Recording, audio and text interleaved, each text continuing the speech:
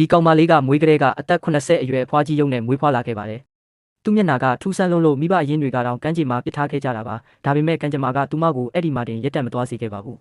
။သူမကိုကျင်နာတက်တဲ့အမျိုးသမီးတစ်ယောက်ကမွေးစားခဲ့ပေမဲ့ပတ်ဝန်းကျင်ကတော့သူမကိုမိစ္ဆာလို့တောင်သတ်မှတ်ပြီးနှိမ်ချဆက်ဆံခဲ့ကြပါတယ်။အသက်9နှစ်အရွယ်ကျောင်းတက်တဲ့အခါမှာလည်းနေတိုင်းအနိုင်ကျင့်ခံခဲ့ရတာပါ။ဒါပေမဲ့သူမဘက်ကနေအမြဲကာကွယ်ပေးတဲ့ကောင်လေးတစ်ယောက်ရှိခဲ့ပါတယ်။အဲ့ဒီကောင်လေးရဲ့အဖေကဆရာဝန်ဖြစ်ပြီးသူမကိုစစ်ဆေးကြည့်တဲ့အခါမှာတော့သူမရဲ့ခန္ဓာကိုယ်ဟာအသက်80အရွယ်အဖွားကြီးတစ်ယောက်လိုအိုမင်းနေပြီးအသက်10နှစ်ထက်ပိုမရှင်တန်နိုင်ဘူးလို့ပြောခဲ့ပါတယ်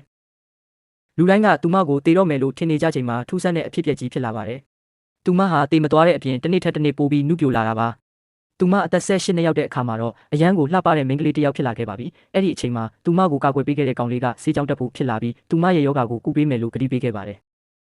ဒါပေမဲ့သူတို့နှစ်ယောက်ရဲ့ပျော်ရွှင်မှုကိုမနာလိုတဲ့မိန်းကလေးတစ်ယောက်ရှိနေပါတယ်။အဲ့ဒီမိန်းကလေးကကောင်လေးရဲ့ကျောင်းဝင်ခွင့်စာရွက်ကိုခိုးပြီးဖျက်ဆီးပစ်လိုက်ရုံနဲ့မကပဲအဲ့ဒီအဖြစ်ကိုသူမအပေါ်ပုံချလိုက်ပါတော့တယ်။ကောင်လေးကသူမကိုမယုံကြည်တော့တဲ့အတွက်ကြေကွဲစွာနဲ့ပဲသူမဟာမြို့ကိုစွန့်ခွာသွားလိုက်ပါတယ်။မြို့ကြီးကိုရောက်တဲ့အခါမှာတော့သူမဟာကလပ်တစ်ခုမှာအလုပ်လုပ်ရင်းသူမရဲ့အရေးချင်းတွေကိုတက်တည်ပြနိုင်ခဲ့ပါတယ်။6နှစ်ကြာမှာတော့သူမဟာအရင်ကထက်ပိုနုပြိုလှပလာရုံနဲ့မကပဲကုမ္ပဏီတစ်ခုရဲ့ CEO ဖြစ်နေသူမရဲ့ဇာတိမြေကိုဂုဏ်သိက္ခာရှိရှိပြန်လာခဲ့ပါပြီ။ကောင်လေးရဲ့မွေးနေ့ပွဲကိုသူမ CEO တယောက်အနေနဲ့ဝင်သွားတဲ့အခါမှာတော့သူမရဲ့အလှတရားကြောင့်လူတိုင်းမြင်သက်သွားခဲ့ကြပါတယ်